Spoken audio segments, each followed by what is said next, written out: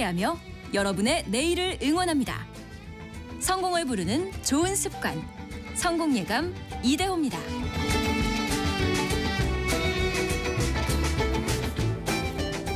성공예감 이대호입니다. 2부의 문을 열겠습니다.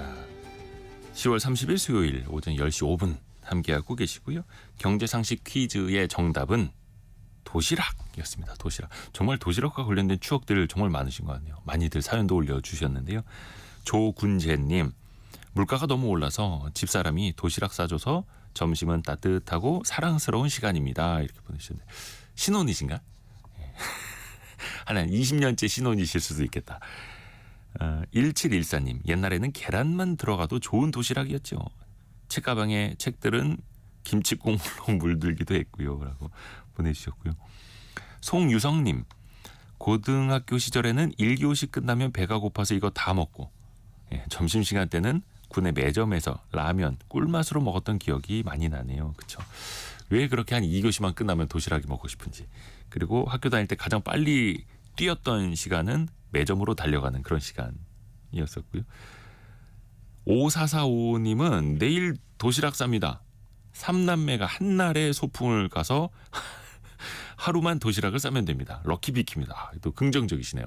3남매가 다 다른 날 가면 이제 사흘 동안 도시락을 싸야 됐는데 한날 몰아서 예. 진짜 럭키비키네요. 이렇게 또 긍정적으로 생각을 하시면은 좋습니다. 좋습니다. 증시 상황 한번 보겠습니다. 오늘 코스피 코스닥은 이제 약보합 정도인데요. 미국 나스닥은 또 사상 최고치를 기록을 했던데 코스피는 여전히 2,600입니다. 오늘은 2,607, 0.39% 정도 약세이고요. 코스닥은 0.17% 정도 약세, 약보합인 742.9 가리키고 있습니다. 오늘은 삼성전자가 59,500원으로 그냥 약보합 정도에 있고요. 하이닉스는 1.5% 정도 반등한 193,200원. 삼성바이오로직스는 2% 정도 내린 102만 5천원 정도 선이고요. 코스닥 내에서는 종목별로 역시나 좀 엇갈리고 있는데 바이오주들이 오늘은 약간 좀 조정을 받고 있네요. 최근에 강세였던 바이오주들이 오늘은 코스닥 내에서 조금은 좀 쉬어가는 흐름입니다. 원달러 환율은 1384원 정도 기록하면서 어제보다 1원 정도는 하락하고 있습니다. 1380원대 초중반에서 흐름이 이어지고 있네요. 작년 이맘때 혹시 기억하실지 모르겠는데 저희가 미래생활사전 시간에 뇌와 컴퓨터를 연결하는 뇌 임플란트 이야기를 전해드렸었거든요. 근데 그 이후에 1년 사이에 뇌 임플란트 임상시험도 속속 진행 중이라고 하고요. 의학 외에도 다른 분야로도 이게 활용이 되고 있다고 합니다. 조가연 벤처 캐피털리스트와 함께하죠. 안녕하세요. 네, 안녕하세요. 진짜 모든 걸 다 연결을 하는데 연결하다 못해서 사람과 기계를 연결해버리는 거잖아요. 그러니까 이 기술이 사람의 뇌 활동을 몸 밖에 있는 컴퓨터나 기계와 연결을 시키는 거고요. 그리고 사람의 뇌가 어떤 신경 활동을 하는지 어떤 뇌파가 나오는지를 읽어서 이걸 가지고 밖에 있는 컴퓨터나 기계를 조작하거나 소통할 수 있는 기술이라고 보시면 될 것 같습니다. 근데 듣기에는 굉장히 미래지향적인 기술이라고 들릴 수 있는데 사실은 그동안 컴퓨터공학이나 전자공학이나 신경과학이나 의학 같은 여러 가지 요소 기술들이 전반적으로 발전되면서 이제 작년 올해에 실제로 이제 임상이 되는 것들이 생기기 시작했고요.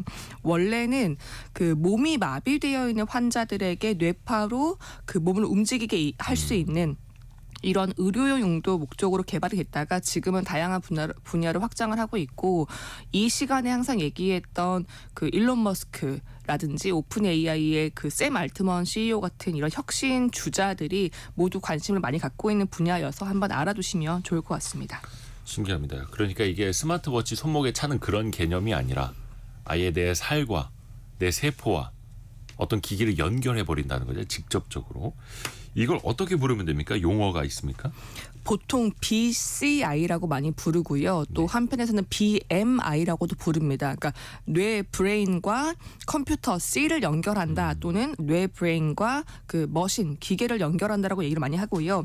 마지막에 I가 인터페이스라고 하는 뜻인데 뭐 보통 뭐 차량용 인터페이스 이런 얘기도 많이 하지만 네. 인터페이스가 서로 다른 두 개의 시스템이나 장치나 이런 것들을 연결하는 부분 또는 연결하는 기술이라는 얘기로 많이 쓰이거든요. 그렇기 때문에 뇌와 컴퓨터, 뇌와 기계를 연결하는 장치, 기술이라고 보시면 좋을 것 같고요. 그 측정하는 방법은 일단 뇌의 신경 활동이나 뇌의 신호를 어떤 센서로 측정을 합니다. 그 다음에 이 뇌가 지금 어떤 상태이구나, 어떤 의도를 가지고 있구나라는 것들을 신호 데이터를 처리를 해서 이거를 외부에 연결되어 있는 컴퓨터나 기계에 그 무선 통신으로 보내는 거고요. 그러면 그 데이터를 받아서 외부에 있는 컴퓨터나 기계가 의도에 맞게 뇌의 의도에 맞게 움직이거나 작동하거나 또는 반대로 뇌 자체를 어떤 자극을 줘서 활동을 하게 만드는 것도 가능을 하고요. 사실 이 개념 자체는 BCI라고 하는 개념 자체는 이미 1970년대에 등장해 있었습니다. 근데 그때는 다만 그 기술들이 좀 더 초기 기술이다 보니까 좀 더 관념적인 개념이었고요. 최근에 뇌 질환 치료나 어떤 중증 장애인들을 대상으로 신체 장애가 있는 분들을 대상으로 이게 그 적용이 많이 되면서 이제는 조금 대중적인 아이디어로 올라왔다라고 볼 만한 시기인 듯 합니다. 이게 대중적인 아이디어로 올라왔다. 아예 머리에다 심어버리는 게 신기합니다. 일단 뇌의 신호를 읽어내거나 아니면 뇌에다가 신호를 주거나 이렇게도 볼 수 있을 텐데 그러면 뇌에서는 어떤 신호가 나온다는 거예요? 예전에도 한번 소개를 드렸던 개념인데 뉴런이라고 하는 개념이 있는데요. 이게 뇌 신경계에서는 가장 기본 단위라고 보시면 좋을 것 같습니다. 이 뉴런이 활동을 하면서 그 세포막 안과 밖에 어떤 전압의 차이를 만들어내는데요. 간단하게 좀 더 들어가 보면 뉴런이라고 하는 뇌 신경의 기본 단위 그 세포막에 뭐 칼륨이나 나트륨이나 이런 특정한 이온들이 왔다 갔다 할 수 있는 통로가 있습니다. 네. 근데 이 통로가 열렸다가 닫히면서 뉴런 세포막을 이 통과하는 그 이온들이 발생을 하고요. 그렇기 때문에 이동할 때마다 세포막에 그 전압의 차이가 발생을 하는데 이 전압의 차이를 소위 우리가 얘기하는 뇌신경의 신호 전달이다라고 얘기를 하는 거고요. 당연히 뉴런이라고 하는 게 가장 작은 단위이다 보니까 굉장히 미세할 거고 이 미세한 신호를 특수한 센서나 특수한 어떤 그 전극이나 아니면 그 미세한 신호를 좀 더 그 증폭시켜주는 증폭키를 가지고서 아주 미세한 전압 변동, 그러니까 뇌의 신호 신경 전달을 잡아낸다라고 보시면 좋겠습니다. 뇌 속에서 그런 신경 전달 작용이 이루어진다라는 걸 파악하는 것도 신기한데 그 신호를 캐치를 해낸다는 것도 더 신기하고 그러려면은 센서 장치를 뇌 속으로 넣어야 되는 거잖아요. 뇌 속으로 넣기도 하고요. 예. 두개골, 그러니까 그 두피 바로 밖에 붙이기도 합니다. 그러니까 아주 극단적으로 수술을 해서 그 두개골 안에다가, 그러니까 뇌 옆에다가 이 전극을 붙인다라고 하면은 이제 침습, 절개를 한다라고 해서 침습형이라고 부르고요. 그렇지 않고 외부에 붙이는 것, 두피에 붙이는 것은 이제 비침습형, BCI라고 부르는데 침습형이라고 한다면은 간단하게 정말로 두개골을 개방해서 그 대뇌피질이라고 하는 그 뇌 내부에다가 우리가 필요로 하는 전극이나 그 전극이 붙어 있는 굉장히 작은 마이크로칩을 붙이는 방식이고요. 물론 수술을 하기 때문에 굉장히 환자나 의사의 부담은 높아지고 안정성, 특히 중장기 안정성은 아직 검증이 안 되었지만 장점이라고 한다면 가장 가깝게 있기 때문에 어떤 신호 전달의 정보도 굉장히 높고 흔히 이야기하는 해상도라고 하는 것, 그러니까 신호 전달의 해상도도 굉장히 높은 편입니다. 그리고 좀 더 정밀하게 뇌의 각 그 지점마다 어떤 특정한 뉴런마다 그 좀 더 정밀하게 측정할 수 있다는 장점이 있고요. 그렇지 않고 두피 외부에 붙이는 비침습형이라고 한다면 당연히 두피 밖에 붙이기 때문에 상대적으로 더 간편하고 수술이 필요 없기 때문에 안정성은 높지만 네. 두피에 붙기 때문에 좀 더 해상도가 낮다라고 표현을 하고요. 그리고 실시간으로 좀 뇌 신호를 감지하기에는 조금은 차이가 난다라는 단점은 이야기하고 있습니다. 왜 그래서 건강 검진할 때나 이렇게 뭐 뇌파 측정한다라고 하면서 머리 이렇게 뒤집어 쓰고 뭐 아니면 뭐 이마나 뒤통수에다 뭐 붙이고 이렇게 측정하는 거 있잖아요. 그것도 비슷한 개념일까요? 네, 맞습니다. 그때 이제 보통 측정하는 게 EEG라고 해서 이제 흔히 우리는 이제 뇌파 또는 뭐 뇌전도라고 부르는 것들을 많이 하는데요. 그게 이제 우리가 얘기하는 쉽게 얘기하는 뇌파라고 하는 것이고요. 그러니까 이 뇌파도 결국 앞에서 말씀드린 그 수많은 뉴런들이 어떤 정기적인 신호를 발생시키는가 이거를 총합해서 뇌의 표면에서 아주 미세하게 나오는 신호를 측정하는 게 뇌파라고 하는 것이고요. 네. 비침습형의 경우에는 말씀하셨던 것처럼 어떤 헤어밴드를 착용한다거나 아니면 뇌에 그물망 형태의 이 그 모자를 써서 이 뇌의 각 부분에서 나오는 모든 신호들을 측정을 하고 그 측정된 신호가 미약한 경우에는 이제 증폭기를 이용해서 굉장히 뭐 몇십 배, 몇만 배까지 이 신호를 증폭을 시킵니다. 그런 다음에 이 뇌파에서 불필요한 그 파동들 또는 불필요한 정보는 제외하고 의미 있는 것들만 추출을 하고요. 이 의미 있는 그 뇌파에 따라서 우리가 흔히 얘기하는 뭐 델타파다, 세타파다, 감마파다라고 하는 것들을 분류하고 그 분류에 따라 이 뇌, 이 사람이 지금 어떤 상태이구나라는 것들을 추정할 수 있는 단계로 흘러갑니다. 뇌파도 분류해서 보면서 이 사람의 상태도 추정할 수 있다. 그러면 혹시 사람의 생각까지도 읽을 수 있습니까? 구체적인 생각이라기보다는 네. 일반적인 뇌파 측정이라고 한다면은 그 사람의 상태, 어떤 휴식 상태인지 집중하고 있는 상태인지, 긴장 상태인지 네, 등등. 그리고 침습형으로 좀 더 정밀하게 들어간다면 뇌가 어떤 영역에 지금 활성화되고 있는지, 예를 들어서 뭐 촉각과 관련된 지점이 활성화된다거나 운동신경과 관련된 지점이 활성화된다거나라는 것들을 추정을 해서 이것을 이 사람의 의도를 읽어낸다라고 보는 게 좀 더 맞을 것 같고요. 소위 얘기할 때 성인 같은 경우는 수면을 취하고 있거나 쉬고 있을 때 델타파가 나온다라고 얘기를 하고 있고요. 졸고 있거나 수면의 깊이가 얕으면 세타파가 많이 나온다. 네. 그리고 활동하고 있거나 집중하고 있으면 뭐 베타파가 많이 나온다. 그리고 어떤 신체를 움직이거나 아니면 내 신체를 움직이는 상상을 한다. 이럴 때는 뮤파가 많이 나온다. 이런 정보들이 있습니다. 이제 이런 것들을 가지고서 측정된 파형이나 신호를 가지고 이 사람이 어떤 의도를 가지고 있는지 어떤 상태를 원하는지를 해석하는 거고요. 이걸 가지고서 BCI라고 하는 기술을 통해서 외부에 있는 컴퓨터나 기계 장치를 제어한다, 조절한다라고 이야기를 드리면 좀 더 정확할 것 같습니다. 이게 당연히 의료 분야에서부터 활용이 되겠죠.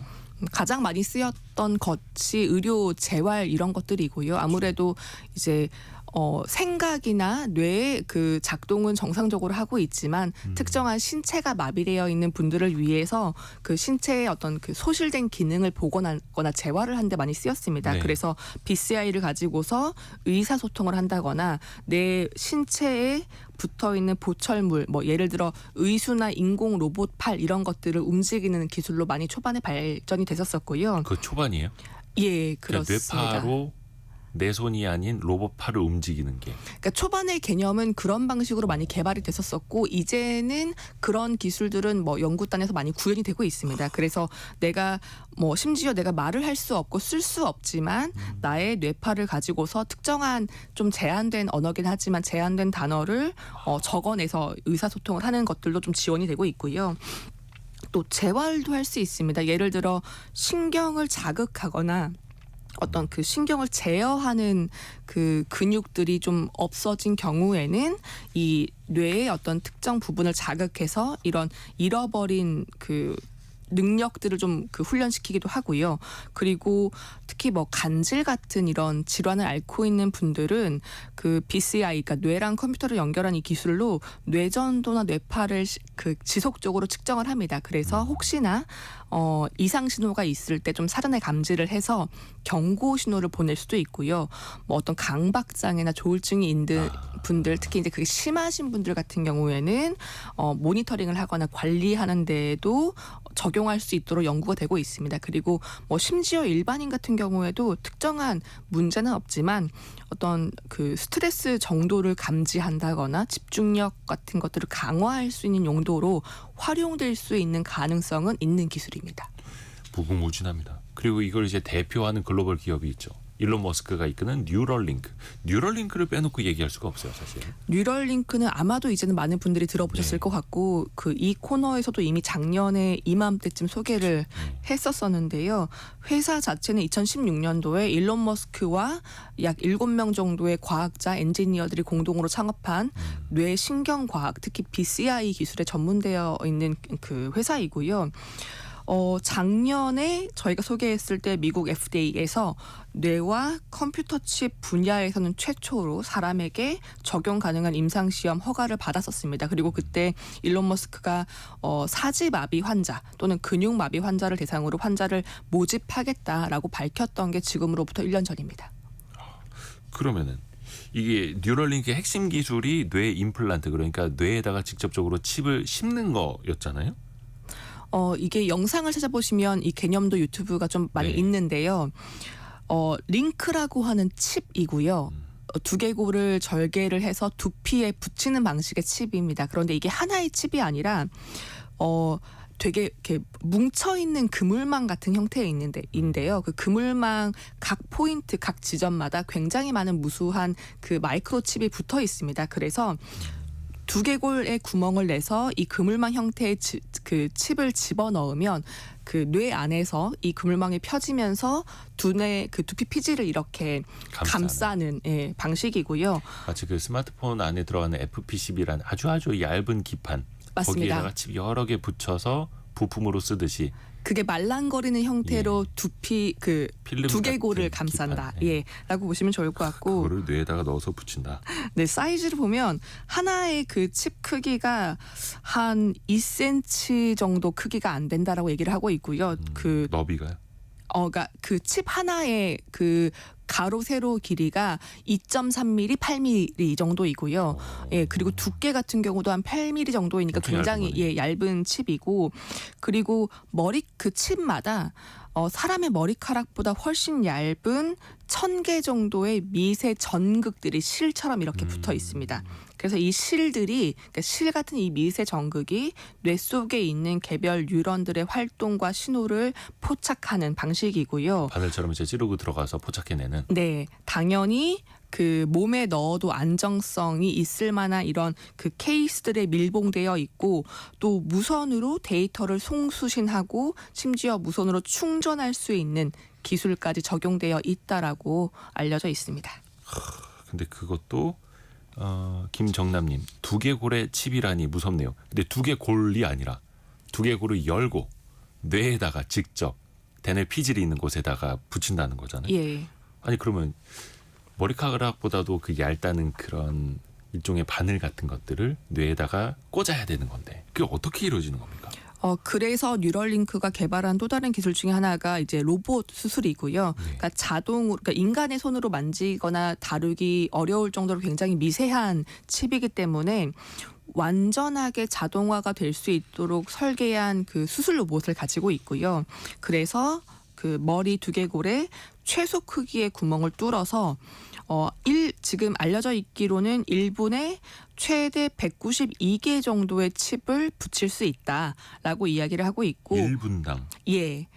그리고 앞서 말씀드린 것처럼 이 칩들이 그물망처럼 어떤 와이어처럼 실시간으로 다 연결되어 있기 때문에 그 뇌의 각 영역들, 뇌의 각 그 혈관들 신호 전달을 일종의 그 지도처럼 읽어내서 매핑할 수 있다라고 얘기를 하고 있고, 그 실시간 그 뇌 지도를 읽어내는 정확도가 마이크론 단위다라고 얘기를 하는데, 이 마이크론이라고 하면은 1mm의 1000분의 1 정도이거든요. 그러니까 정말 미세한 정도의 그 신호 전달과 뇌 활동을 읽어낼 수 있는 정밀한 지도를 그릴 수 있다. 우리는 뇌의 지도를 그릴 수 있는 기술을 가지고 있다라고 주장은 하고 있습니다.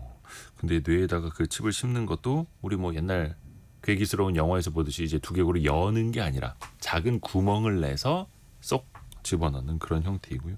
그 뉴럴링크가 이걸 이제 아이디어나 기술로만 갖고 있는 게 아니라 실제 사람을 대상으로 임상을 하는 거잖아요. 예, 지금 임상 2명의 사람에게 임상이 되어 있고 사실 그 임상에 들어가기 전에 좀 논란이 많이 있었습니다. 뭐 원숭이를 대상으로 했을 때 원숭이들 중에서 동물이 사망하는 경우도 있었기 때문에 이게 과연 안정성이 있는 것이냐라는 지적을 굉장히 많이 받았었고 하지만 그럼에도 불구하고 작년에 그 FDA 승인을 받으면서 올해 1월달에 첫 환자에게 임상을 진행을 했고요. 지원하는 사람이 있다는 거죠. 예, 맞습니다. 그렇게 해서라도 사람처럼 살고 싶다. 사람답게 살고 싶다.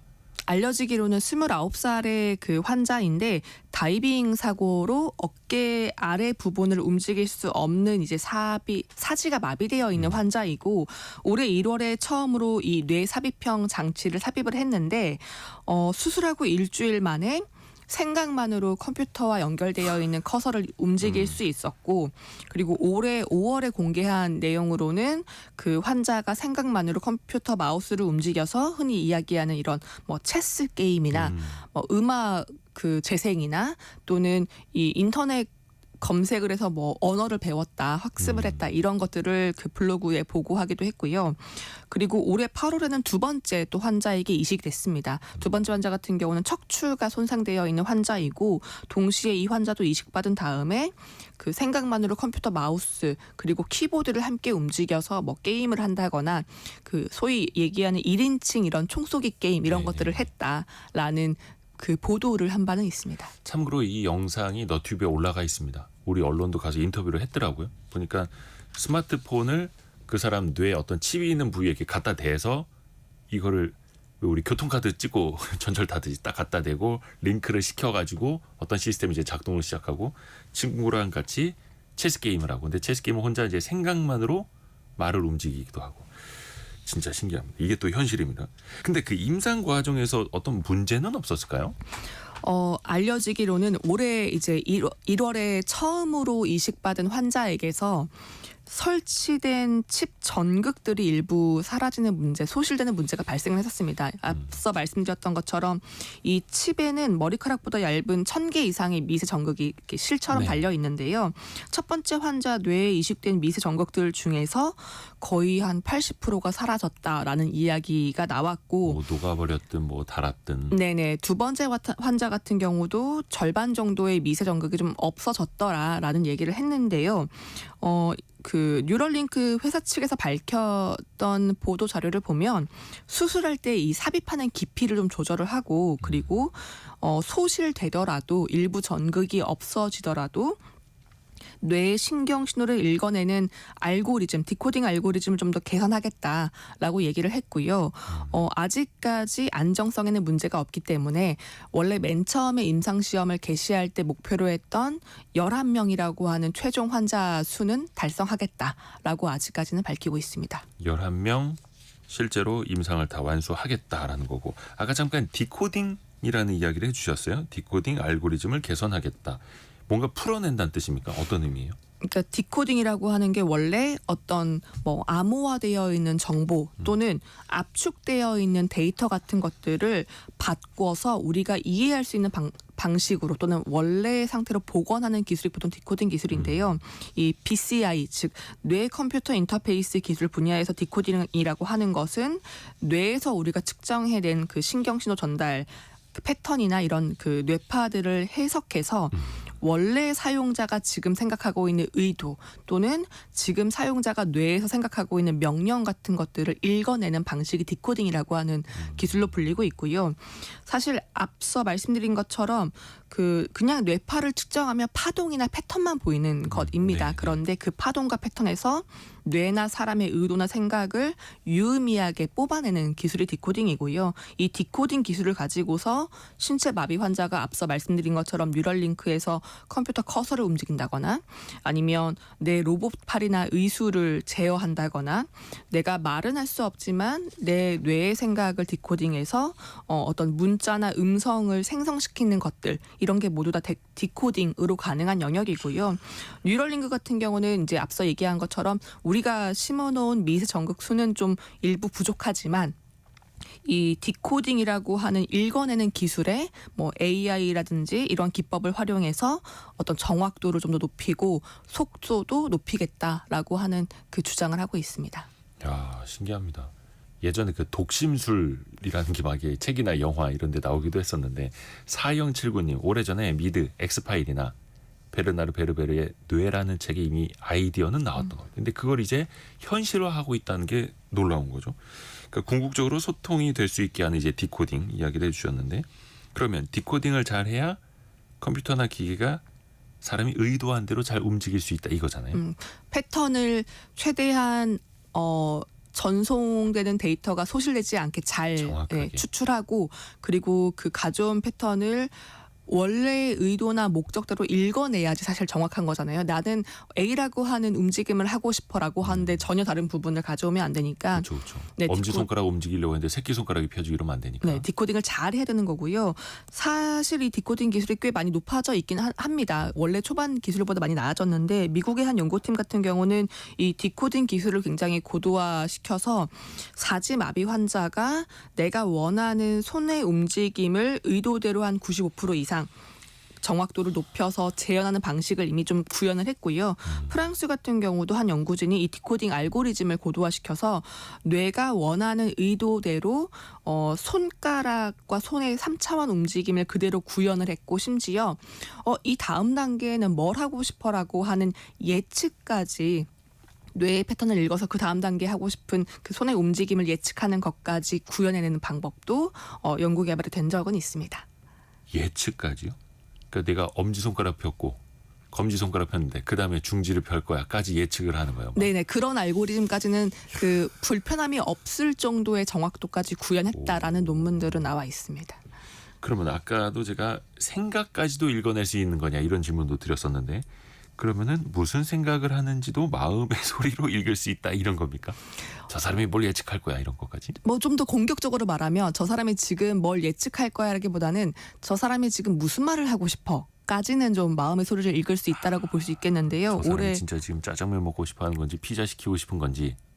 네, 그러니까 올해 5월에 나왔던 연구 중에 하나가 여기서는 표현을 내부 언어, 왜냐면 이제 그 입 밖으로 냈지 않았기 때문에 내부 언어라고 이걸 표현을 하던데요. 이 내부의 언어를 그 뇌 신호를 측정해서 단어를 번역할 수 있는 디코딩 기술, 소위 뭐 그 BCI 기술을 개발을 했다라고 얘기를 하는데 지금도 제가 말을 하고 있지만 말을 하거나 글을 작성할 때 활성화되는 뇌 부분, 여기서는 이제 SMG라고 하는 부분이라고 얘기를 하던데 이 뇌 부분을 밝혀냈고요. 그래서 2명의 척수 손상 환자에게 그 해당 뇌 부분의 장치, BCI 장치를 이식을 했습니다. 그래서 단어를 생각을 해보세요. 그러면 저희가 뇌 신호 패턴을 관찰을 해서 당신들이 원하는 단어가 무엇인지 관찰해 볼게요.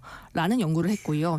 또 다른 연구에서는 성대마비 환자에게서 그 뇌의 특정한 신호를 디코딩 시켜서 이 성대마비 환자임에도 불구하고 이 사람이 말하고 싶어 하는 거? 네, 뭘 말하고 싶어 하는지 그것들을 내용을 이제 뭐 컴퓨터의 문자나 아니면 합성된 그 인공 음성이나 또는 이제 유사하게 생긴 아바타를 이용해서 그 표정으로 변환시키는 모델을 개발을 했습니다. 근데 물론 모든 단어를 지금 저희가 말하는 것처럼 자연스럽게 하진 못하고요. 1분당 약 한 78개 정도의 단어를 읽어냈다. 대단하죠. 네, 라고 얘기를 하고 있고 아직은 이게 이제 초기 연구 단계이지만 뇌의 신호, 뇌 생각만으로 어떤 의사소통을 할 수 있다라는 초기 가능성을 좀 밝혀냈다라는 점에서 의미가 있는 연구라고 보고 있습니다. 말을 할 수 없는 사람이 생각만으로 화장실 급해 빨리 이 단어만 생각을 해도 옆에서는 그걸 이제 문자로 보거나 아바타의 표정으로 보거나 또 다른 기계 음성으로 들을 수 있다. 신기합니다. 잘못하면 이거 앞에 있는 사람이 욕하고 있는데 그 생각이 들킬 수도 있네요. 너 좀 비켜봐라. 근데 이런 방식이 이제 뇌 임플란트라고 우리가 또 표현을 했었고 눈 임플란트도 있어요.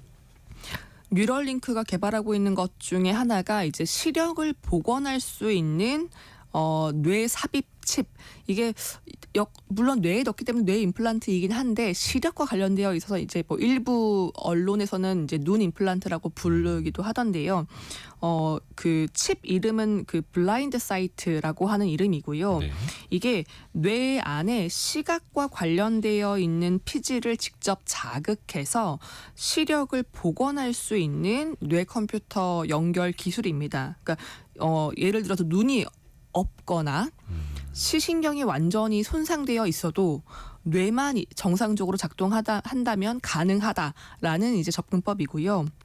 방식을 보면 똑같이 일반적인 BCI처럼 두뇌 그 피질 부분에 미세 전극을 이식을 하는데 대신 그냥 그 일반적인 피질이 아니라 시각과 관련되어 있는 지점의 피질에 이 칩을 이식을 합니다. 그런 다음에 뉴런을 직접적으로 이 칩이 자극을 해서 시각적인 이미지, 원하는 이미지를 생성을 해주고요.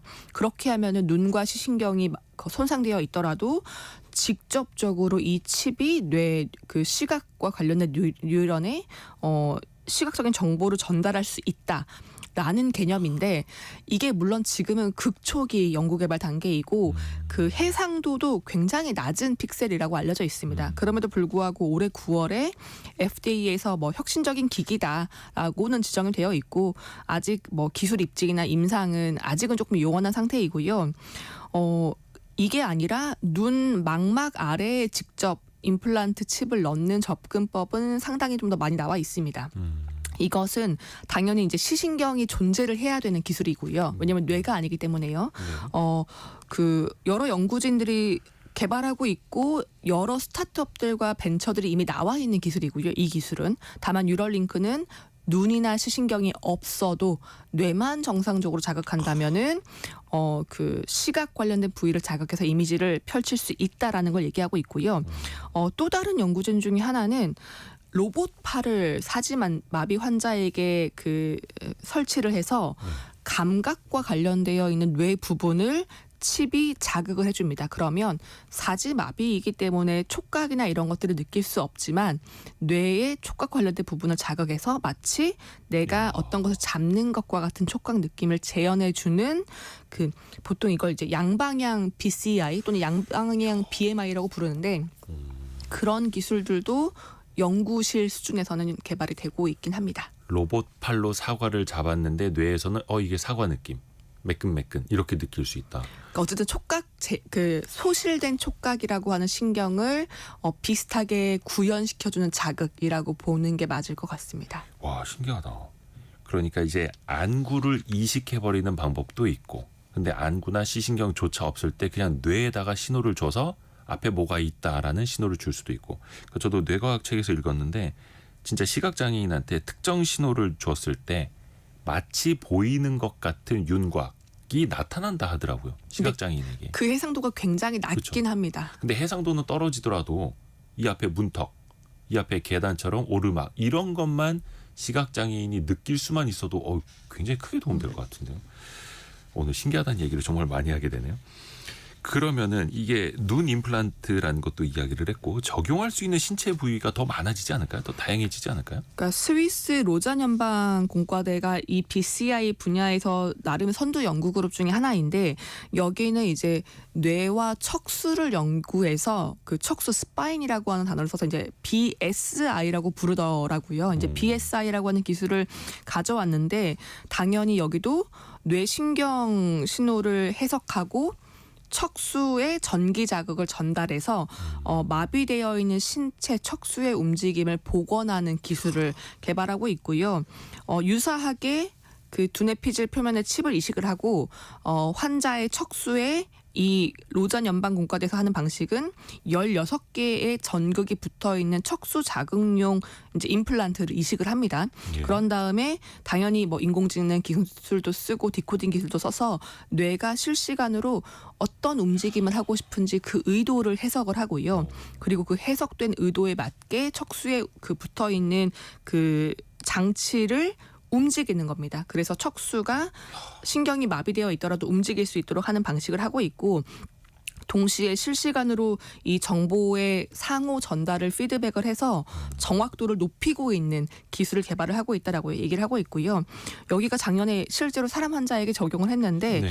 여기도 이제 척수가 손상되어서 몸을 움직이기 어려운 사람이었고 고관절과 무릎과 발목에 그 관절을 움직일 수 있는 그 장치를 붙이고 뇌의 운동 신경 그 신호를 전달을 시켜서 마비가 된 지 12년 만에 실제로 이 환자가 지팡이를 짚고 걷고 야, 계단을 오르고 하는 일상생활을 하고 있고요. 사지마비 환자였는데. 예, 그리고 특별한 관리 없이도 1년 이상 안정적으로 이 장치를 사용을 하고 있다. 그래서 지금은 뭐 조금 낮은 장애물을 통과하거나 경사로를 올라가는 것도 가능하다라는 영상들과 인터뷰도 꽤 많이 올라와 있습니다. 진짜 영화 같은 이야기인데 현실이 되고 있는.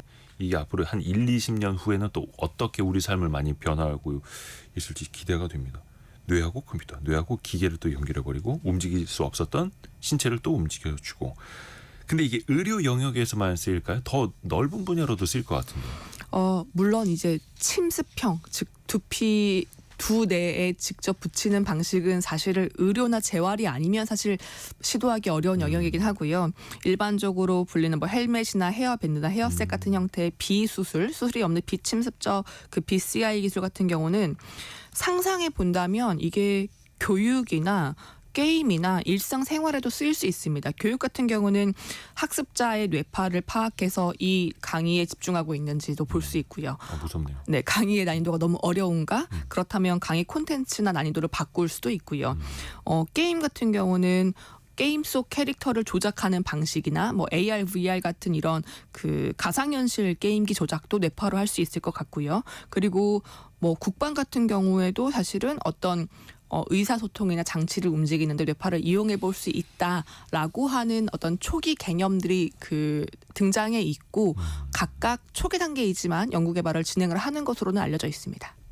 방산에서도 많이 쓰일 수 있고 어떤 헬멧만 뒤집어 쓰면 드론을 생각대로 움직일 수도 있고.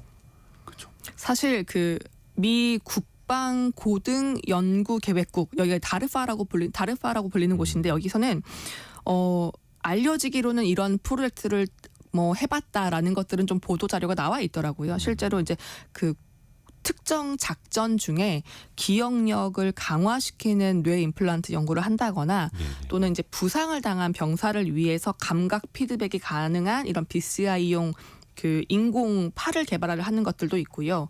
그리고 아주 예전에 나왔던 프로젝트 내용 중에 하나는 사일런트 토크, 그러니까 조용한 대화라고 하는 이름명의 프로젝트인데 그건 이제 목소리, 음성을 내는 것 없이 뇌파의 신경 그 신호를 분석을 해서 마치 텔레파시처럼 이 사람이 어떤 말을 하고 싶은지 통신할 수 있게 하자.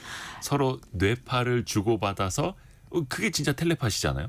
이런 기술을 개발해보겠다, 연구해보겠다라는 그 자료는 있더라고요. 근데 이게 그 알려지기로는 한 2050년도까지 어떤 우리 안보나 우리 안보 프로그램을 위해서 건강한 군인들이 특수작전을 할 때 또는 뭐 소음이 굉장히 많은 공간에 있을 때 BCI 기술을 기반으로 음성 없이 소통할 수 있는 방법을 개발을 해보겠다라는 것들은 좀 알려져 있고요. 사실 미국만 그런 게 아니라 뭐 유럽이나 영국이나 호주의 국방부들도 BCI 기술을 실제로 좀 더 적용하기 위한 초기 연구 개발, 초기 프로젝트를 진행을 하는 걸로는 알려져 있지만 이게 정보가 많지 않은 게 어떤 윤리적인 문제, 법적인 문제, 그리고 이제 기술의 어떤 오남용 문제가 있다 보니까 자료가 많이 공개되어 있는 편은 아닙니다. 근데 이거 가능할 것 같은데요? 아까 그 뇌파만으로 글을 쓸 수 있고 말을 전달할 수 있다면 그거 통신으로 다른 사람한테 넘겨서 그걸 받아서 인지할 수 있게 또 거꾸로 상상해봤습니다. 사실 생각해보면 그 음성으로 그러니까 뇌파만으로 말을 하고 그 의도를 읽어냈던 것은 모든 환경이 갖춰져 있잖아요. 그 네, 환자 네. 한 명의 환자가 있고 네, 두피 안에 그 부착되어 있고 그 환자의 신호를 가장 정밀하게 포착하기 위한 모든 이제 환경이 갖춰져 있는데 그게 아니라 다수의 사람이 존재하고 이게 또 이제 그 두개골 외부에 붙이는 헤어밴드 방식이고 그리고 뭐 움직이는 상태에서 이런 다수의 그 데이터들을 디코딩해야 된다고 한다면은 단순히 기술만의 문제가 아니라 뭐 통신 인프라라든지 뭐 다른 알고리즘이 좀 더 필요할 것 같아서 실제로 이게 어느 시기에 뭐 초기 단계 기술이지만 적용될 수 있을지는 좀 더 지켜봐야 될 것 같습니다. 근데 언젠간 될 것 같아요. 5천만 명의 휴대전화 중에서 나한테 걸려온 그 전화 번호만 발라내는 기술이 있듯이 될 것 같습니다. 이 글로벌 빅테크 기업들도 많이 뛰어들 것 같은데요. 대부분의 기업들이 뭐 2016, 17, 18 이 시기에 BCI와 연관되어 있는 프로젝트를 개시를 했던 것으로 보도도 나와 있고요. 이제 의료보다는 어떤 이 BCI, 그러니까 특히 비침습적인 BCI 기술을 가지고 본인들이 연구 개발하고 있는 분야, 통신 분야, 게임 분야 또는 이런 SNS 같은 것들에 적용을 할 것인가를 고민을 하고 있고, 구글 같은 경우는 한때 이 BCI 기술을 가지고서 스마트 홈을 만들어 보겠다. 즉 생각만으로 어떤 그 집에 있는 장치를 조절하는 것들을 개발을 해보겠다라는 보도가 나왔던 적은 있고, 마이크로소프트 같은 경우도 신체 활동 데이터를 가지고서 BCI를 연구를 해보겠다라는 것들이 있고요. 가장 많이 나와 있는 게 지금의 메타, 그러니까 페이스북인데요. 여기는 2017년도부터 BCI 기술과 관련된 개발을 하고 있다는 발표를 했고, 2019년도에는 손목에 착용하는 밴드를 가지고서 근육의 이 신경 말단이 어떤 행동을 하고 싶은지를 읽어내는 기술을 가지고 있는 스타트업을 인수한 바 있습니다. 그리고 비침습형 뇌파 인식 기술을 가지고 뭐 AR이나 VR 같은 가상현실 입력 장치를 개발을 해보겠다라는 것들도 좀 나와 있어서 관심을 갖고 있는 상태이고, 특히나 아마존의 제프 베이조스나 그 마이크로소프트의 빌 게이츠 창업자 같은 경우는 소위 그 뉴럴링크의 경쟁사라고 불리는 호주의 싱크론에 투자한 바 있습니다. 이 호주의 BCI 스타트업 싱크론 같은 경우는 뉴럴링크는 두 개골에 구멍을 내지만 여기는 구멍을 내지 않고 이제 혈관을 통해서 이식하는 그 뇌 임플란트 칩, 마이크로칩을 개발하고 있는 회사로 알려져 있습니다. 우리가 진짜 영화 같은 현실 이야기를 하고 있는데 이게 다 이제 장밋빛 미래만은 아닐 것 같아요. 진짜 조심스럽게 접근해야 할 필요성도 있어 보이는데요. 마지막으로 이거 하나 짚어주시죠. 유의할 점. 사실 BCI 기술이 연구소 단계, 연구실 단계의 기술이기는 합니다. 물론 지금 임상이 이루어졌다라고 하지만 장기적인 안정성이 입증된 건 아직 아니고요. 그리고 사람 뇌가 워낙 복잡하기 때문에 그 신호를 100% 읽어낼 수는 없고, 이게 전기 신호에 기반하기 때문에 뇌가 가지고 있는 다른 뭐 화학적인 활동들은 또 읽어내지 못한다는 한계는 있습니다. 그리고 아직 사실 뇌는 계속 연구를 하고 있는 분야다 보니까 어느 지점에서 어떻게 부작용이 발생할지는 우리가 모르는 부분이고요. 그렇기 때문에 중장기적으로 안정성을 입증할 필요가 있고, 또 활동 데이터를 읽어낸다라는 어떤 개인정보 문제, 윤리적인 문제도 남아 있는데, 그럼에도 불구하고 관심이 많이 있는 이유는 사실 고령화 시대가 너무 많이 이제 되고 있고, 나이가 들수록 신체 능력이 소실되거나 활동력이 약화되는 것은 당연한 추세이긴 합니다. 그렇다 보니까 보조기기나 재활기기를 활용할 수 있는 방안에서 BCI 기술이 좀 더 고도화될 가능성이 있지 않나라고 점치고 있고, 지금 같은 경우는 뭐 퇴행성 뇌질환 환자도 많다 보니까 그런 환자들에게는 좀 관리할 수 있는 기술로도 쓰일 수 있다라는 얘기를 하고 있습니다. 중장기적으로는 수술이 없는 비침습적 BCI 기술이 좀 더 고도화된다면 앞서 말씀드린 교육이나 어떤 일상 ITC 기술과의 상호작용의 방식이 바뀔 수도 있다. 그렇기 때문에 이제 인터페이스, 내가 아닌 다른 그 상대방 다른 기계와 상호작용하는 방식들이 굉장히 바뀔 수도 있다라고 하는 기반 기술로 이야기가 되고 있긴 합니다. 그냥 생각만으로 내가 가스불 껐나 생각했는데 가스불이 이제 내 뇌가 신호를 전달해서 끄고 있고. 5826님이 선생님 과학자처럼 설명 멋지십니다. 이렇게 보내주셨습니다. 조가연 선생님. 벤처 캐피탈리스트 조가연 이사와 함께했습니다. 고맙습니다. 네, 감사합니다. 라디오 정보센터 다녀옵니다. 북대서양조약기구 나토 사무총장과 유럽연합 집행위원장이 북한군 파병에 대해 러시아의 우크라이나 침공 전쟁의 중대한 긴장 고조 행위이자 유럽 안보 및 글로벌 평화에 심각한 위협이라고 비판했습니다. 고병원성 조류 인플루엔자 중앙사고수습본부는 어제 강원 동해시 소재 산란계 농장에서 조류 인플루엔자 항원이 확인됐다고 밝혔습니다. 고병원성 AI가 확인되면 올해 가을 가금 농장에서 발생한 첫 확진 사례가 됩니다. 일론 머스크 테슬라 최고 경영자는 현재 출산율을 기준으로 하면 한국 인구는 지금의 약 3분의 1보다 훨씬 적어질 것이라고 말했습니다. 머스크 CEO는 인류의 미래에 대해 단기적으로는 인공지능이 가장 심각한 위협이지만 장기적으로는 세계 인구 붕괴라고 밝혔습니다. 신세계그룹이 이마트와 신세계백화점의 계열 분리를 공식 발표했습니다.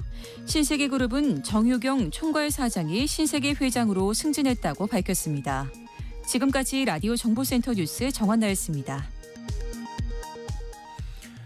성공예감 애프터 서비스 시간입니다. 유혜진 리포터 안녕하세요. 네, 안녕하세요.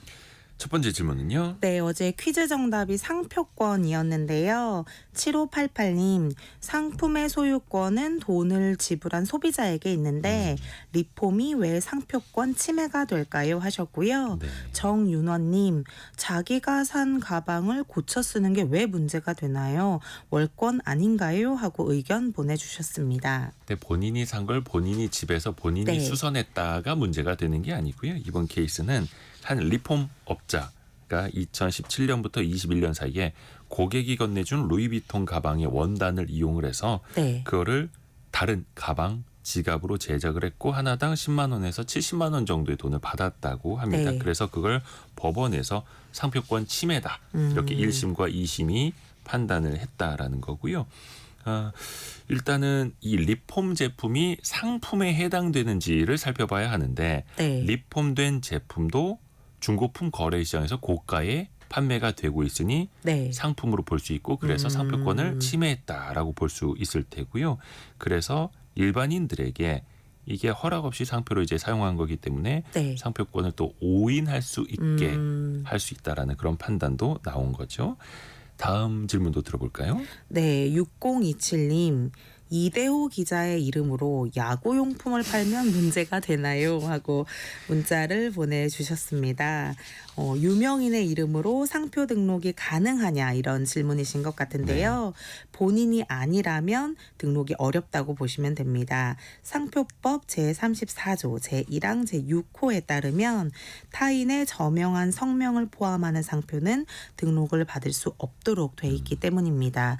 이때 예명이 유명한 경우도 마찬가지고요.